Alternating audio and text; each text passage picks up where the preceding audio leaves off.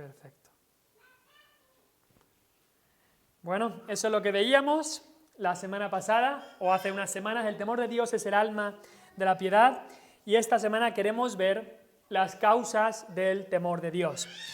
Y empiezo de nuevo diciendo que la cruz de Cristo es el momento central de la historia de la humanidad. El evento, lo sabemos, que lo cambió todo, el evento que cambió todo en nuestras vidas, en nuestros corazones, el día más importante de la historia, el día que Cristo trajo la paz mediante la sangre de su cruz. Y fue el día cuando Él se hizo obediente hasta la muerte, y muerte de cruz, y ese día muchas veces han sido estudiadas los dichos que ocurrieron allí en la cruz. Muchas veces muchos pastores han predicado sobre los 7 frases de Cristo en la cruz. Hay 7 frases que Él dijo estando allí clavado en la cruz. Y hay otros estudios, por supuesto, que se han hecho de qué cosas fueron dichas en la cruz. Pero hay una pregunta que quizás se nos ha olvidado, una pregunta hecha por un hombre moribundo. Y por supuesto nos podemos imaginar la escena. Allí está Cristo clavado en la cruz. Hay 3 cruces. En ese día, como sabemos, estaba la cruz de Cristo, cruz central, pero había también 2 ladrones puestos a cada lado del Señor Jesús. Y allí el Salvador justo y santo estaba.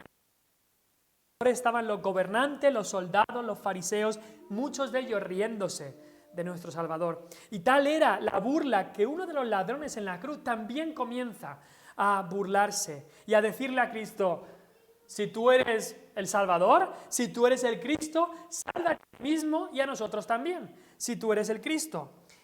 Pero alguien, cuando este ladrón dijo esto, alguien salió en defensa de Cristo. Y no fueron las mujeres que estaban ahí, discípulas de Cristo, ni tampoco el apóstol Juan, que también estaba allí, sino que la voz venía de la otra cruz. ¿Y cuál fue la palabra, la frase que dijo este otro ladrón? Dijo las palabras: ¿ni aún temes tú a Dios? ¿No temes tú a Dios? Este otro ladrón se estaba burlando del Señor Jesucristo, diciéndole: si tú eres el Señor, sálvate y sálvanos a nosotros.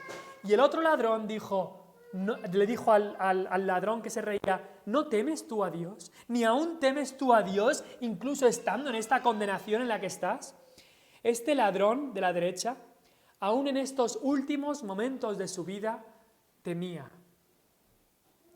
a Dios.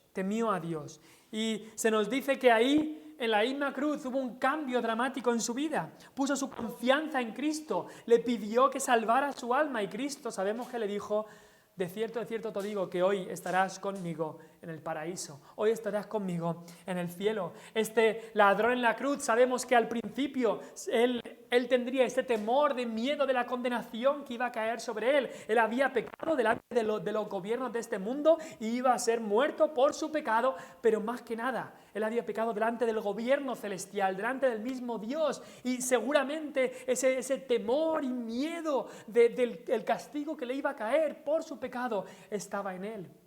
Pero al mirar a Cristo, al mirar quizá también ese cartel que estaba encima de Cristo que decía: Jesús Nazareno, Rey de los judíos, ese temor comenzó a cambiar de un temor de miedo, como hemos hablado estas semanas, a un temor de reverencia. A decirle: acuérdate de mí cuando vengas en tu reino. Él sabía que este que estaba aquí al lado suya, muriendo en la cruz, un día vendría en su reino y él sería salvo. Y que él salvaría a aquellos que venían a él. Y así, este ladrón en la cruz vino a Cristo y fue salvo. Y la historia de estos 2 ladrones en la cruz, en realidad es la historia de cada uno de nosotros. O estás a un lado de la cruz, o estás al otro lado de la cruz. O temes a Dios, estando con el ladrón que temió a Dios y fue salvo y recibió a Cristo, o estás en el otro lado de la cruz, con el ladrón que se burlaba y no temió a Dios, y el ladrón que pereció por sus pecados. Uno temía a Dios y el otro no. Y te pregunto: ¿en qué lado estás tú? ¿Qué relación tienes tú con Cristo? Aquel que murió en la cruz para salvar a pecadores. Así que al estar hablando del temor de Dios, hoy de alguna manera queremos excavar un poco. Si el temor de Dios es un árbol, hoy queremos ver dónde están las raíces, de dónde sale este temor de Dios, cuáles son las causas del temor de Dios. Si el temor de Dios es el árbol, hoy queremos ir abajo y ver las raíces o las causas del temor de Dios. Y vamos a ver, hoy solo nos va a dar tiempo a tratar la primera causa y la semana que viene, Dios mediante, veremos las otras dos causas. Pero la primera causa que queremos ver, la primera causa que nos lleva a temer a Dios es la gloria de Dios. Conocer a Dios más, es la gloria de Dios. Cuando hablamos de la gloria de Dios nos referimos a cómo es Dios, a sus perfecciones, a sus atributos, a conocerle más. El apóstol Juan, en su Evangelio, nos dice, hablando del texto que hemos leído en Isaías, que Isaías vio la gloria de Dios. Que Isaías vio la gloria de Dios y esta gloria le llevó a temer a Dios con ese temor de asombro reverencial. Y cuando hablamos de esta gloria de Dios, el mismo ladrón de la derecha comprendió ahí en sus últimos momentos algo más de cómo es Dios. Incluso allí, en su último aliento, comprendió que Dios es digno de ser temido. Y es que necesitas conocer a Dios, conocer su gloria, si es que le vas a temer. Esta es la primera raíz, la primera causa y la más importante, o la que tiene que ser la base, la primera. Y vayamos al texto de Isaías 6. Si lo puedes buscar en tu Biblia, lo voy a poner también aquí en la pantalla. Isaías 6, vamos a estar ahora mirando los primeros 4 versículos. Y en estos 4 versículos vamos a ver que hay una maravillosa descripción de la gloria de Dios, de la majestad de Dios, de lo grande que es Dios. Y el efecto que eso tuvo en Isaías, lo sabemos, es temer. Es verdadero temor de Dios. Nada se dice en estos 4 versículos sobre Isaías, todo es acerca de Dios y de su gloria. Así que vamos a ir a este texto. Voy a hacer una cosa que no sé si me va a salir, pero bueno, a ver si bueno, creo que sí. Si lo pongo así, perfecto. Bueno, versículo 1 dice: en el año que murió el rey Uzías. Vamos a llegar hasta ahí. Murió el rey Uzías. ¿A quién se refiere? ¿A qué se refiere esto de que murió el rey Uzías? Uzías era un rey de Judá, un rey que había empezado muy bien, súper bien su reinado. Decía que mientras había un buen profeta ahí, este rey Uzías había sido muy buen rey. Su padre no había sido muy buen rey, pero este rey Uzías era muy prometedor. Era uno de los mejores reyes que había habido hasta entonces. La Biblia nos dice que él hizo lo recto ante los ojos de Jehová, este rey llamado Uzías. Y la Biblia nos dice que era amigo de la agricultura, se miraba mucho a ver que todos los campos estuvieran bien y que el país fuera bien. Se nos dice que buscaba a Dios y que persistía en buscar a Dios. No solamente era fuerte en cuanto a la economía del país, también es fuerte espiritualmente. Y el Señor dice que le ayudó también militarmente. Y tuvo batallas y guerras que tuvo que luchar, y el Señor dice en Segunda de Crónicas que fue ayudado grandemente, maravillosamente fue ayudado.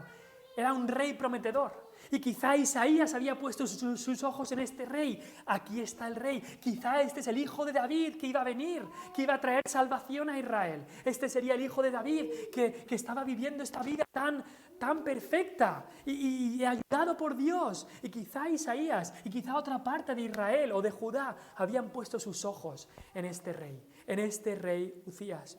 Pero ¿qué pasó? Se nos dice en Crónicas y también en Reyes que dice: cuando ya era fuerte Uzías, su corazón se enalteció para su ruina. Se le subió la cabeza fama, se le subió a la cabeza la fortaleza que Dios le había dado, y dijo: yo soy rey, soy el mejor economista de aquí, soy el mejor militarmente, el mejor guerrero, yo quiero ser también sacerdote.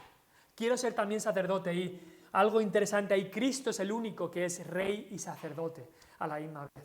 No encontramos a nadie que fue rey y sacerdote, solo Cristo es. Pero este hombre, yo quiero hacer esto, así que fue al templo, se subió a donde no se tenía que subir, al altar, fue a ofrecer incienso, y cuando estaba, dijeron: no te corresponde a ti, rey Uzías. Así que este rey fue sacado de ahí. Él se enfadó tanto, no se arrepintió, se enfadó tanto que le brotó lepra en la frente, lo tuvieron que sacar, no pudo ser rey, tuvo que vivir en una casa apartada. Y quizá aún cuando él había pecado, aún quizá Isaías seguía pensando, quizá se arrepentirá. Y vale, no va a ser el Mesías, pero va a ser un gran rey y se arrepentirá. Pero no se arrepentía. Y Uzías acabó sus días así.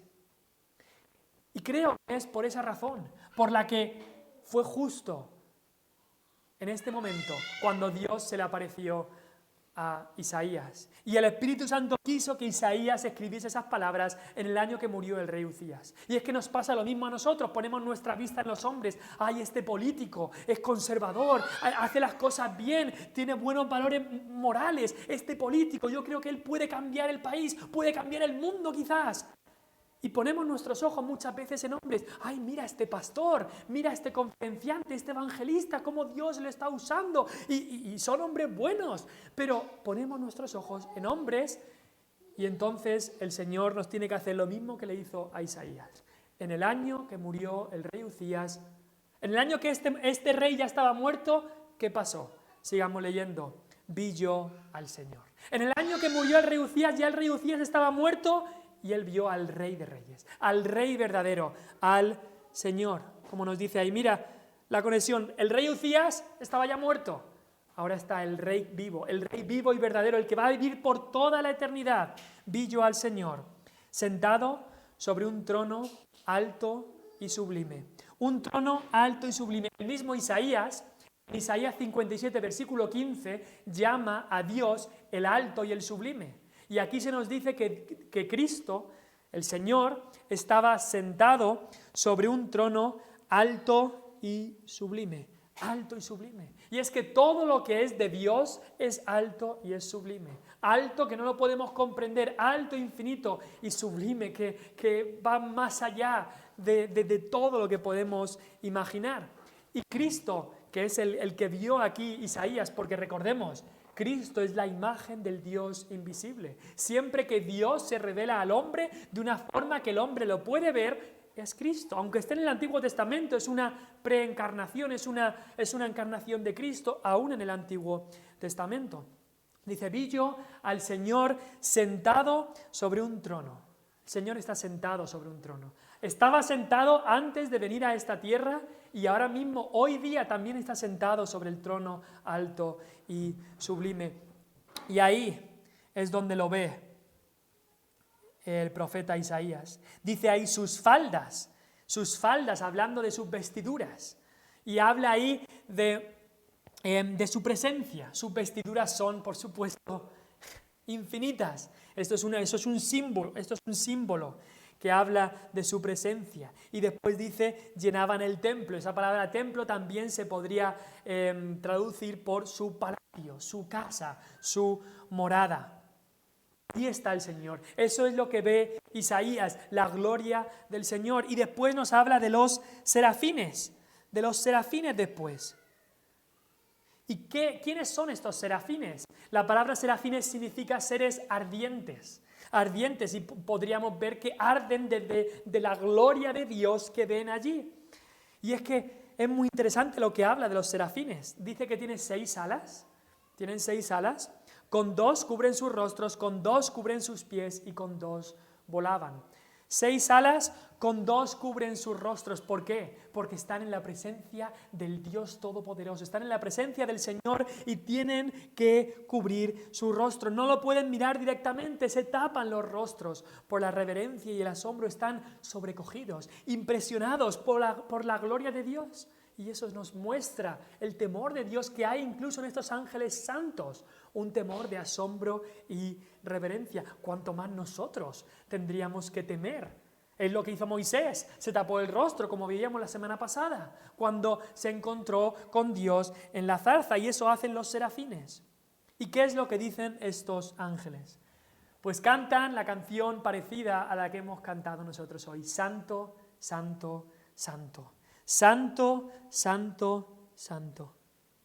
¿Sabes qué? La santidad es el atributo que más se menciona de Dios en la Biblia. No hay otro atributo que se menciona, e incluso no hay otra característica de Dios del que se diga que es 3 veces. Nunca se dice que Dios es justo, justo, justo, ni que Dios es amoroso, amoroso, amoroso, pero sí que se dice que Dios es santo, santo, santo. Así que si lo podríamos decir de alguna manera, la santidad de Dios es como que tiene una posición importante entre todos sus otros atributos, la santidad de Dios. Él en el Antiguo Testamento incluso se le llama a Dios el Santo o el Santo de Israel. Y en el Nuevo Testamento nos encontramos con la descripción de una de las personas de la Trinidad, el Espíritu Santo. No se habla solo del Espíritu, sino del Espíritu Santo, porque Dios es santo. De ninguna otra característica se habla como de esta, que Dios es santo. Y esa santidad, por supuesto, tiene repercusiones en toda nuestra vida, porque Él es santo y nosotros no. Y nosotros no. Incluso hay creo que en los Salmos o en Job, dice que incluso en los ángeles puros y santos, dice, Dios notó necedad en sus ángeles. Ellos son puros y no han pecado, pero en comparación con la santidad de Dios, es que no son santos casi, si se podría decir así, porque Dios es santo, santo, santo. Y eso solo se le puede decir de Dios. Un día cuando tú y yo estemos en la presencia de Dios, no pecaremos más y seremos santos. Pero nuestra santidad que tengamos en el cielo no podrá ser comparada con la suprema santidad de Dios. Ninguna otra característica de Dios es tan preeminente como la santidad. Pero después habla también no solamente de los serafines que daban estas voces y que dicen toda la tierra está llena de su gloria. Aún esa tierra en la que Isaías había estado, esa tierra que estaba pecando delante de Dios, dice toda la tierra está llena de su gloria. ¿Por qué? Porque en nuestro servicio a Dios le damos gloria, pero incluso en nuestra rebeldía en contra de Dios, Él recibe la gloria. ¿Por qué? Porque su poder y su santidad se hace aún más blanca cuando se pone en el fondo de nuestro pecado sucio y oscuro. El diamante de su santidad se ve incluso más grande. Y al final tiene que decir Isaías, y los quiciales de las puertas, los quiciales incluso de las puertas, se estremecieron al ver esta gloria de Dios. Hubo un terremoto, y si eso no es suficiente, dice, la casa se llenó de humo. Es algo muy interesante ver en el Antiguo Testamento. En muchas ocasiones se habla de este humo que simboliza la gloria y la presencia de Dios. Este humo que aparecía ahí en Éxodo, cuando Dios iba en esa columna de humo guiando a su pueblo, pero no solamente luego en Éxodo, cuando hicieron el tabernáculo, ese humo de la gloria de Dios estaba ahí. Cuando Salomón construyó el templo, dice que la casa se llenó de humo, y una y otra vez aparece esto como el símbolo de la presencia de la gloria de Dios ahí. Y es que podemos decir con Job que en Dios hay una majestad terrible, una majestad que nos llena de asombro, de temor, nos sobrecoge de lo que es Dios. Es inexplicable su gloria. Lo único que podemos hacer es lo que han hecho todos los hombres santos de Dios, humillarse y arrodillarse, postrarse y temblar ante su presencia. Así que estamos hablando de conocer la gloria de Dios. Y hay dos partes que queremos ver en este día. Dos partes. La primera que queremos ver es que para conocer la gloria de Dios debemos ir entendiendo más de la persona de Dios. Debemos ir entendiendo más de la persona de Dios. ¿Y cómo se hace eso? Pues a través de la palabra de Dios. Tenemos que entender más de la persona de Dios. Aquí Isaías pudo comprender más de la persona de Dios. Dice Proverbios 9:10, un versículo que hemos leído en las últimas semanas: el temor de Jehová es el principio de la sabiduría. Ya lo vimos, el principio, el ABC, los números del 1 al 10 de la sabiduría. Quieres ser sabio, quieres vivir en piedad, necesitas el temor de Jehová. Y luego dice ese mismo versículo: y el conocimiento del Santísimo, la inteligencia. La poesía hebrea se hace muchos paralelismos. Entonces dicen, el temor de Jehová es el principio de la sabiduría, y el conocimiento del Altísimo es la inteligencia. Así que se pone como que el conocimiento del Altísimo es muy parecido o es paralelo a el temor de Dios. El conocimiento del Santísimo es la inteligencia. Por eso estamos hablando que necesitamos conocer a Dios. Necesitamos entender más de la persona de Dios. Dios, sabemos que es un Dios, un solo Dios, pero en tres personas. Dios es un Dios personal. No es una fuerza, una energía, algo abstracto. Es un Dios personal, un Dios que oye, un Dios que escucha, un Dios que habla, un Dios que ve todo. Es un Dios personal, un Dios que se quiere relacionar con su creación. Y esta visión que tuvo aquí Isaías, que ocurrió bastante pronto en la vida de Isaías, le ayudó a conocer más a Dios y más a su persona. Ahora, tenemos que entender que a Dios es imposible entenderlo de manera completa. ¿Por qué? Lo hablábamos el domingo en la clase de jóvenes y adultos que estamos teniendo. Si nosotros pudiésemos comprender todo sobre Dios, entonces seríamos dioses. Porque Dios es infinito. Si puedes entender todo lo infinito que es Dios, entonces tú eres infinito. Nuestras mentes pueden entender cosas sobre Dios, pero nunca vamos a poder entender todo sobre Dios. Y eso es una de las premisas. Antes de estudiar sobre Dios necesitamos entender esto. Pero otra vez, lo que se nos ha revelado en la Biblia sí que lo podemos entender. Así que busquemos estas cosas reveladas. Dice Deuteronomio 29, las cosas secretas pertenecen a nuestro Dios, mas las reveladas son para nosotros, para que las estudiemos, para que las miremos y las aprendamos. Y por eso es importante otra vez conocer a Dios. Conocer a Dios entendiendo más de su persona y de sus atributos, y así le podremos temer. Vamos a ver otro texto en Apocalipsis 15, del 3 al 4. Aquí se nos habla de aquellos que han vencido al enemigo, a Satanás, a la bestia en estos últimos días, y aquellos que han vencido están en la presencia de Dios. Y dice ahí, y cantan el cántico de Moisés, siervo de Dios, y el cántico del Cordero, diciendo, quizá tú y yo un día estemos ahí. Quiero pensar que estaremos ahí cantando este cántico del Cordero y este cántico de Moisés. Pero mira la descripción que se da. Mira la descripción que se da de Dios mismo. Dice, grandes y maravillosas. Grandes y maravillosas son tus obras. Si sus obras son grandes y maravillosas es porque Dios es grande y maravilloso. Grandes y maravillosas son tus obras. Y después dice, Señor, Dios es Señor, Dios y todopoderoso. Él es grande, Él es maravilloso, Él es Señor, Él es Dios, Él es todopoderoso. Después habla de sus caminos. ¿Cómo son sus caminos? Justos y verdaderos. Él es justo, Él es verdadero, porque sus caminos son así que eso viene de su misma naturaleza. Y también Él es Rey de los santos, Rey de los santos. Y luego, ¿qué acaban diciendo estos redimidos? Dicen, ¿quién no te temerá? ¿Cómo no te vamos a temer? ¿Cómo no te vamos a temer? Dice, ¿quién no te temerá, oh Señor, y glorificará tu nombre?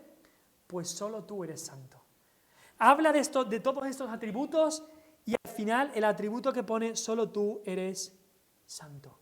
La santidad de Dios y por supuesto todos los atributos también nos llevan a decir, ¿quién no te va a temer? ¿Cómo no te vamos a temer si eres así de grande? Solo tú eres santo, por lo cual todas las naciones vendrán y te adorarán porque tus juicios se han manifestado. ¿Conocemos a Dios? ¿Conocemos este Dios que decimos, ¿cómo no te voy a temer? ¿Cómo no te voy a temer? Muchas veces conocemos muchas otras cosas, nos conocemos a nosotros mismos.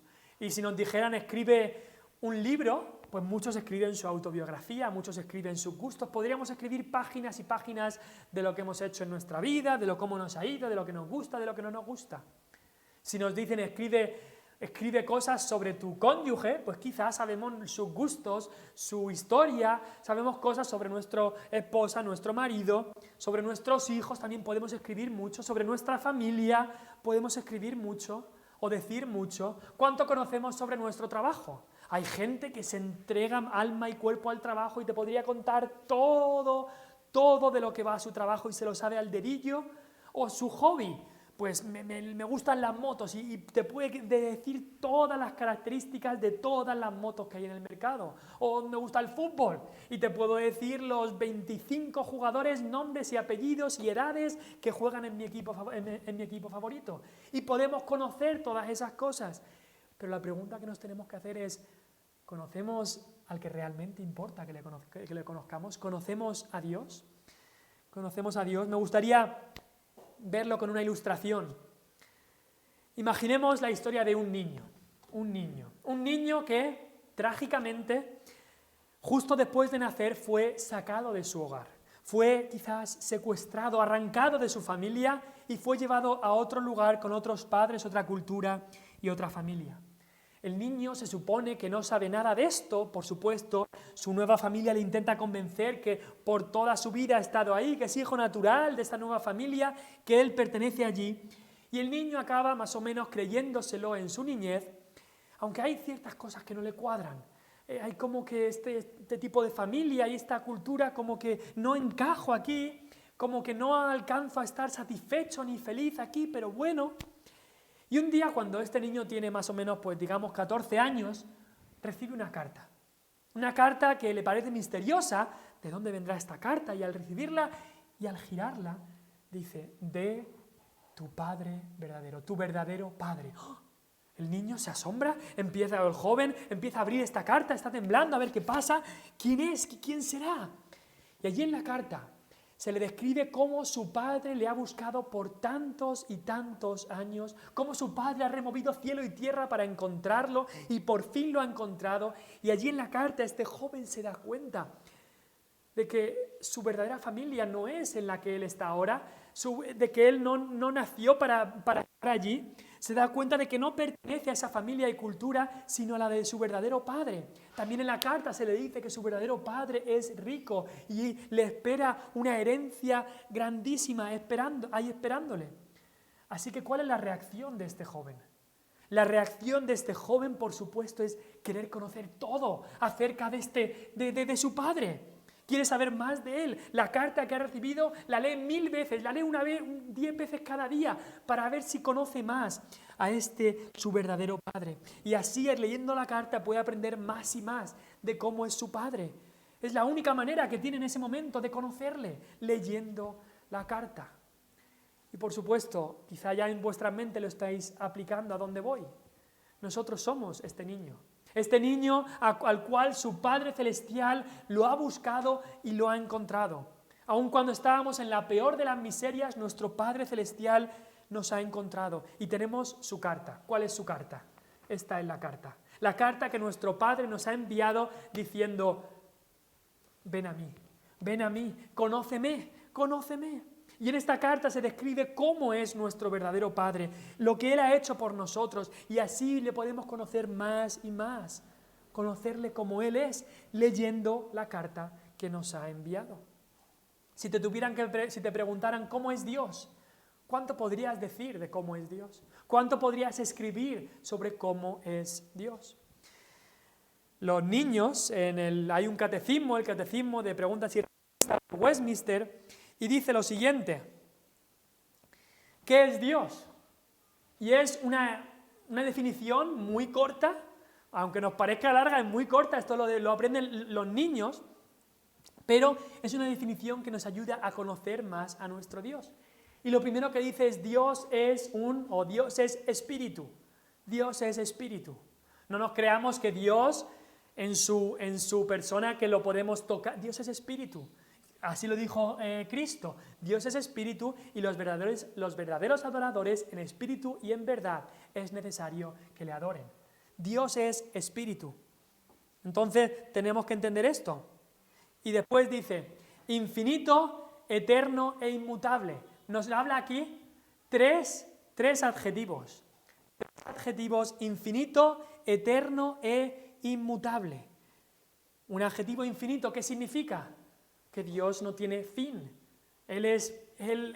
Nosotros somos finitos, tenemos un fin, un principio, pero Él es infinito. Eterno nos habla en cuanto al tiempo. Él no tiene principio ni tiene fin. Él es el alfa y el omega. Él por siempre ha estado y por siempre estará. Inmutable, ¿qué quiere decir? Que no cambia, que no puede mutar, que no puede cambiar. Él es inmutable. Y ahora estos tres adjetivos se aplican a cada una de las cosas que aparece después. Él es infinito en su ser es infinito, es eterno y es inmutable. En su sabiduría, tiene una sabiduría infinita. Eso quiere decir que Él lo sabe todo, lo que hemos pensado en nuestros propios corazones, pero también una sabiduría eterna. Es decir, Él sabe lo que pensaste ayer y lo que pensarás mañana. Él lo sabe todo y es también inmutable. su sabiduría no cambia. Su poder es igual, infinito, eterno e inmutable, su santidad, su bondad, su justicia y su verdad. Y estas son definiciones que nos ayudan a entender más sobre Dios, sobre nuestro Señor. Esta es del catecismo corto, de las respuestas y preguntas y respuestas cortas, pero luego hay una que es aún más larga, el catecismo largo de Westminster. Y dice, Dios es un espíritu en sí y por sí mismo, infinito en su ser, gloria y bienaventuranza y perfección. Absolutamente suficiente, eterno, inmutable, incomprensible, omnipresente, está en todo lugar, todopoderoso, todo lo puede, omnisciente, lo sabe todo, sumo se refiere a lo más de lo más sabio, sumo santo, sumo justo, sumo clemente y misericordioso, paciente y abundante en bondad y verdad. Esto no son solo palabras, estos son descripciones de nuestro Dios según lo que nos dice su palabra que Él nos ha revelado. Y por eso necesitamos conocerle y conocerle más. Mi padre, cuando empecé de novio con Vanessa, el consejo que le pedí a mi padre, le pedí consejo a mi padre, y mi padre y mi madre lo que me dijeron es, tienes que conocerla, tienes que hablar mucho con ella para conocerla, tienes que conocerla, hablar de todo tema para conocerla, y así dos novios se deben conocer cómo es la otra persona, lo que le gusta, lo que no le gusta, los gustos, la familia, todo. Y así nosotros, a nuestro esposo celestial, nuestro novio, como esposa que somos la iglesia, vamos a casarnos con nuestro esposo celestial, deberíamos querer conocerle más y más y más. Y muchas veces en los matrimonios, como estamos viendo ahora en cuanto al matrimonio los domingos, pero muchas veces en los matrimonios hay malentendidos porque no se conocen bien, porque no saben los gustos del otro, porque no le preguntan al otro, y hay malentendidos por esa falta de conocimiento, de conocer al otro. Eso puede ser una causa de problemas. Y muchas veces nos pasa que tenemos malentendidos en cuanto a que no conocemos a Dios. Malentendemos la persona de Dios. Entonces no le vamos a temer bien o le temeremos de una manera incorrecta si malentendemos la palabra de Dios en cuanto a la persona de Dios. Nos podemos acordar de Martín Lutero en la Reforma. Por muchos años él tenía un terror de Dios e incluso veía a Dios como alguien cruel porque había malentendido la persona de Dios. Solo veía su justicia de Dios y había dejado a un lado lo que es el amor de Dios. Solo veía su justicia. Y así le aterrorizaba la idea de Dios hasta que él entendió que esa justicia de Dios fue cumplida en Cristo, y Cristo en amor murió en la cruz para darle esa justicia a él, y entonces la justicia y el amor, él pudo ver la persona de Dios como es, justo y amoroso. Los ateos muchas veces les aterroriza la idea de Dios porque tienen una idea de Dios completamente tergiversada.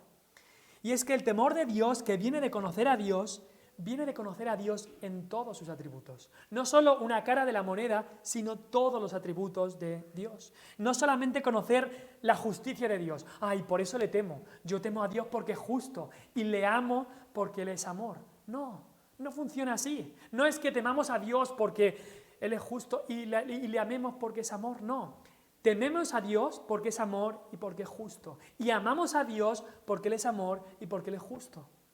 Todo es causa de amor y de temor. Todo. Porque también si lo piensas, le amamos a Dios por su justicia.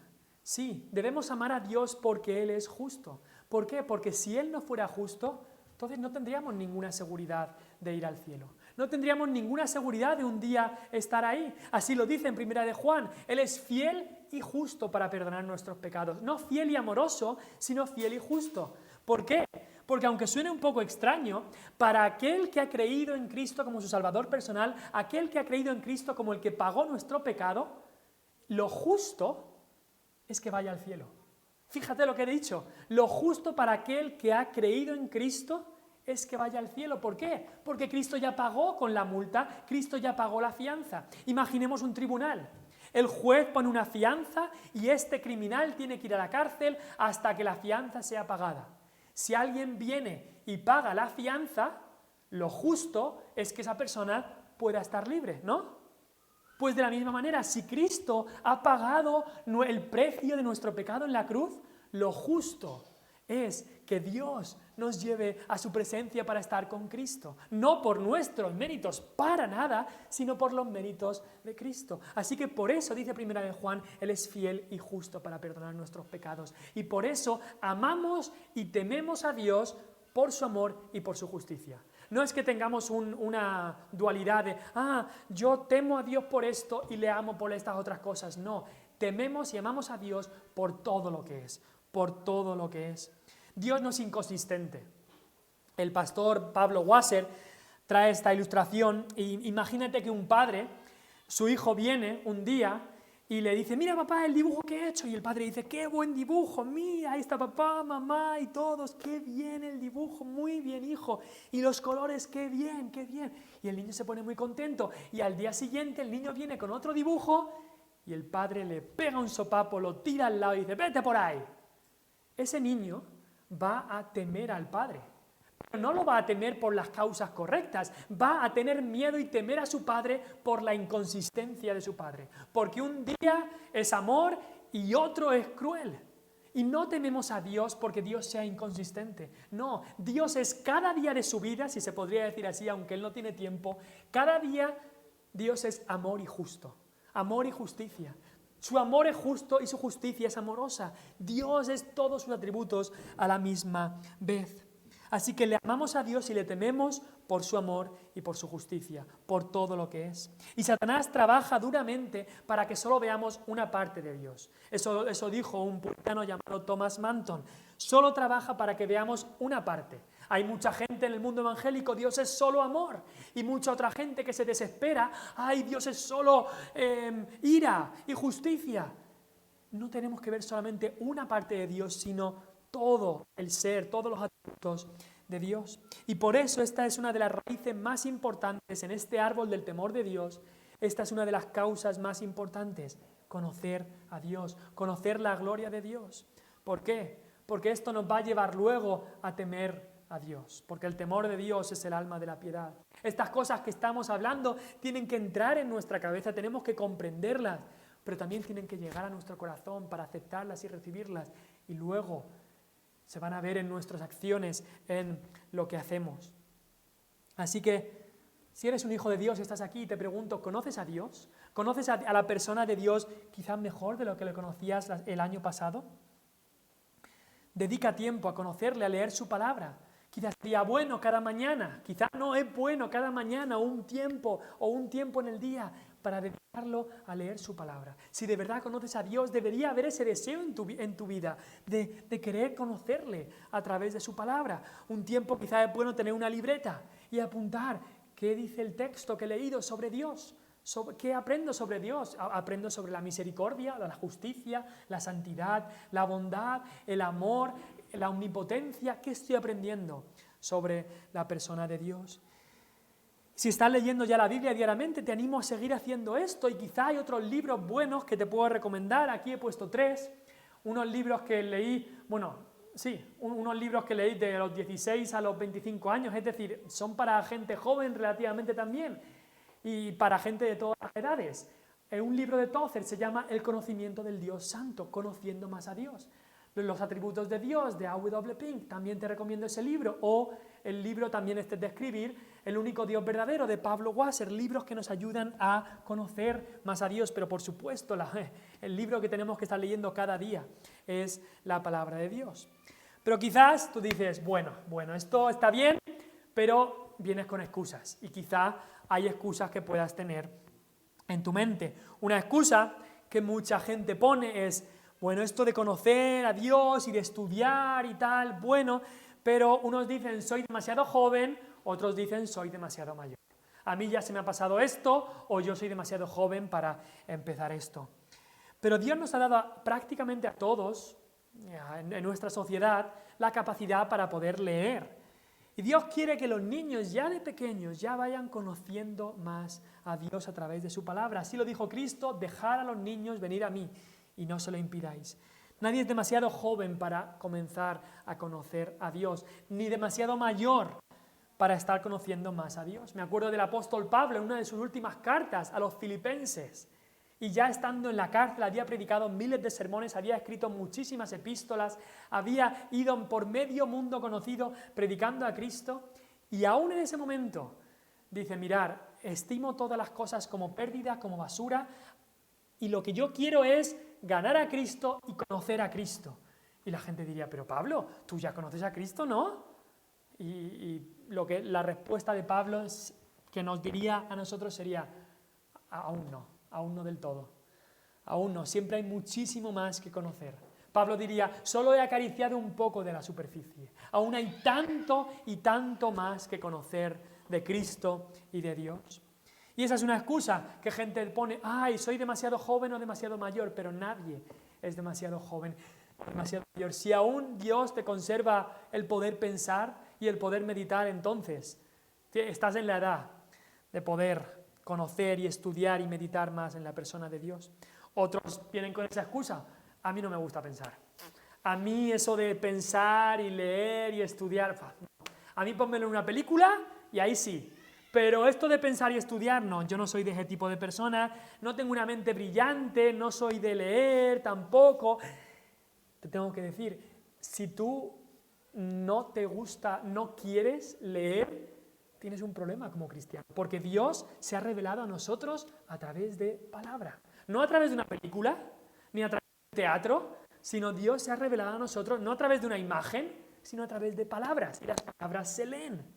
Así que como cristianos deberíamos hacer una rutina en nuestra vida de leer la palabra de Dios, por supuesto. Y en cierta manera, los que dicen no me gusta pensar, eso es otra excusa.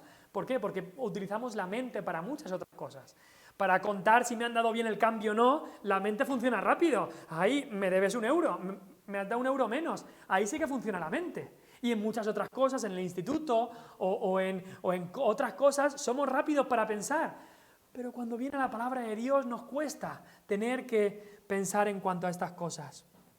Y por supuesto el mundo quiere que no pensemos. El mundo quiere que nos pongamos en el sillón, delante de la tele, apagar la mente, poner modo inconsciente, abrir el cerebro y el mundo empieza a echar toda la basura que nos quieren echar. El mundo no quiere que pienses de esa manera, pero aún así nos podemos preguntar ¿cuánto me sé de muchas otras cosas? De los políticos, de las noticias, de los famosos, de las canciones del cantante favorito. ¿Cuánto nos sabemos de eso?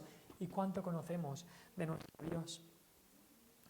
Me acuerdo cuando algunos de vosotros me contabais la historia de gente de esta congregación que aprendió a leer con la palabra de Dios. Para mí eso me dejó la boca abierta.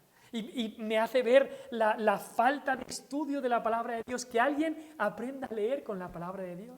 Alguien que creo que empezó con el Padre Nuestro y fue poco a poco así aprendiendo a leer la Biblia. Y todas estas cosas nos hacen ver gente que requería esfuerzo, mucho esfuerzo. No sabían leer y aprendieron a leer con la Biblia. No escatimaban esfuerzo para conocer más de su Dios. Y nosotros que sabemos leer quizá bien pronto y no pasamos el tiempo para conocer más a nuestro Dios. Otra excusa, ya estamos acabando, es yo no tengo tiempo. Y esa es muy típica, es que yo no tengo tiempo, es que tengo demasiadas cosas. Los niños dicen yo no tengo tiempo y los más mayores decimos, uy, si tú no tienes tiempo, anda que cuando tengas mi edad. Y los mayores dicen, yo tampoco tengo tiempo, estoy ya cansado, ya hay muchas cosas. Y todos decimos no tenemos tiempo, pero si nos examinamos sí que tenemos el tiempo. Tenemos tiempo para muchas cosas. Por supuesto que hay etapas en la vida donde estamos más ocupados, pero siempre tenemos algo de tiempo libre. Después de haber comido, dormido, trabajado, estudiado, haciendo las tareas, siempre hay algo de tiempo libre. Y dedicamos el tiempo libre que podamos a la palabra de Dios, para así conocer más de la persona de nuestro Dios. Estos son excusas, nada más. Pero no solamente, y con esto ya acabamos, entender la persona de Dios, sino experimentar la presencia de Dios. El niño que hablábamos en esta ilustración, que su padre le escribió esa carta y tan ilusionado estaba y quería conocer más esa carta y estudiarla para conocer más a su padre. Ese niño no se queda ahí. Recorre las oficinas de correos para ver de dónde se ha mandado esta carta hasta que tiene un número de teléfono de su padre. Y así puede hablar con su padre y hablar con él y pasar tiempo con él. Es como si estuviera en su presencia.